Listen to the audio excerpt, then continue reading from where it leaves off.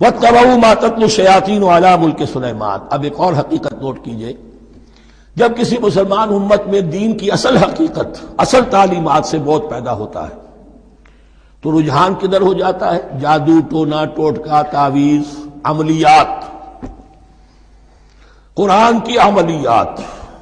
قرآن اترا تھا کسی اور کے لیے، کام کے لیے، یہ اس کو ذریعہ بناتے ہیں دشمن کو دیر کرنے کے لیے۔ محبوب آپ کے قدموں میں آ کر گرے گا، عمل قرآنی ہے، اتنے 100 روپے کا آپ لیجائے، یہ تو مل جائے گا۔ یہ دندے ہمارے ابھی چل رہے ہیں، خوب چلتے ہیں، اور میں سمجھتا ہوں کہ سب سے زیادہ فلرشنگ کاروبار جو ہے وہ اس طرح کا ہے۔ ہینگ لگے نہ پھٹکڑی، نہ آپ کو کوئی اس میں محنت کرنے کی ضرورت ہے، نہ اس کے اندر آپ کو انویسٹ کرنے کی ضرورت ہے، اور کاروبار چلتا۔ تو وہاں بھی کیا ہوا، وَاتَّبَعُوا، جب دین کی اصل حقیقت کو دور پھینک دیا، انہوں نے پیروی کی اس کی مَا تَتْلُو الشَّيَاطِينُ عَلَىٰ مُلْكِ سُلَیمان، جو شیاطین جن جو تھے، عَلَىٰ مُلْكِ سُلَیمان سے مراد ہے عَلَىٰ عہد ملک سلیمان، حضرت سلیمان کے زمانے میں چونکہ اللہ تعالیٰ نے ان جنات کو حضرت سلیمان کے تابع کر دیا تھا، تو وہاں پر چونکہ ان کا اب جو ہے کوئی میل جول زیادہ تھا لوگوں کے ساتھ، تو وہ انہیں کچھ اس قسم کی چیزیں سکھاتے رہتے تھے، گویا کہ اندر سے تخریب کاری۔ وَاتَّبَعُوا مَا تَتْلُو الشَّيَاطِينُ عَلَىٰ مُلْكِ سُلَیمان وَمَا كَفَرَ سُلَیمَانُ وَلَٰكِنَّ الشَّيَاطِينَ كَفَرُوا۔ اور سن لو، سلیمان نے کبھی کفر نہیں کیا، بلکہ یہ شیاطین تھے کہ جو کفر کرتے تھے۔ جادو کفر ہے،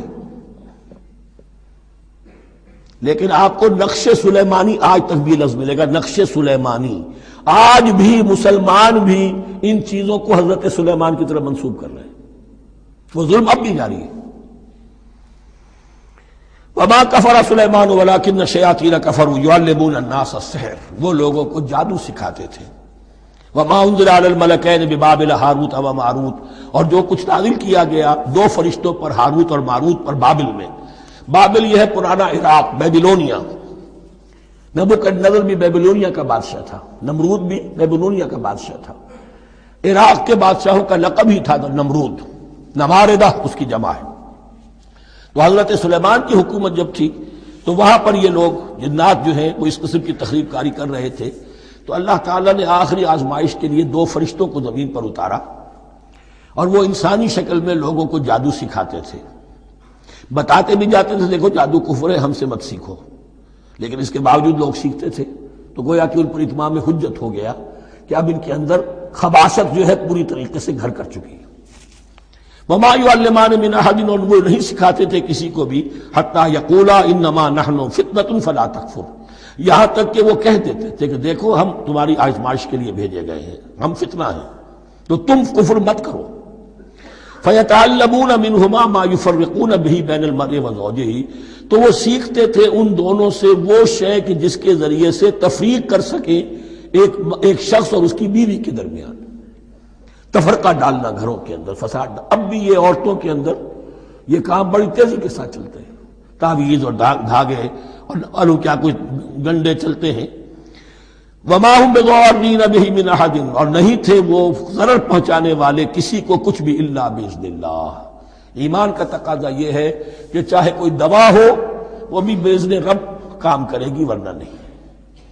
کوئی اور اسباب طبیعیہ ہیں، ان کے بھی اثرات ظاہر ہوں گے اگر اللہ چاہے گا، اس کے بغیر کچھ نہیں ہو سکتا۔ جادو کا بھی اثر ہوگا تو اللہ کے اذن سے ہوگا، تو بندہ مومن کو ڈٹے رہنا چاہیے اور مقابلہ کرنا چاہیے۔ وَمَا هُمْ بِضَارِّينَ بِهِ مِنْ أَحَدٍ إِلَّا بِإِذْنِ اللَّهِ وَيَتَعَلَّمُونَ مَا يَضُرُّهُمْ وَلَا يَنفَعُهُمْ، اور وہ سیکھتے تھے ان سے وہ چیزیں جو ان کے لیے مضرت بخش تھی، ضرر پہنچانے والی، اور انہیں نفع نہیں پہنچاتی تھی۔ وَلَقَدْ عَلِمُوا لَمَنِ اشْتَرَاهُ مَا لَهُ فِي الْآخِرَةِ مِنْ خَلَاقٍ، حالانکہ یہ بات ان کے علم میں آ چکی تھی کہ جس نے بھی اس چیز کو حاصل کیا، جادو سیکھا، اس کا پھر آخرت میں کوئی حصہ نہیں ہے۔ وَلَبِئْسَ مَا شَرَوْا بِهِ أَنفُسَهُمْ، اور بری تھی وہ چیز جس کے لیے انہوں نے اپنے آپ کو فروخت کر دیا، لَوْ كَانُوا يَعْلَمُونَ، کاش کہ انہیں علم ہوتا۔